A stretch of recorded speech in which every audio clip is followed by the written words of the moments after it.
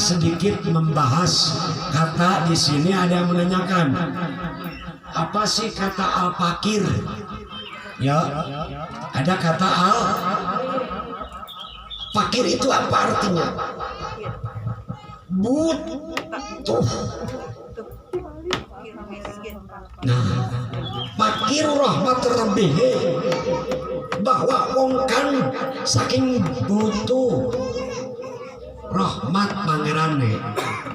Jadi makna al-fakir di sini jami anu butuh karena rahmat pangeran nana.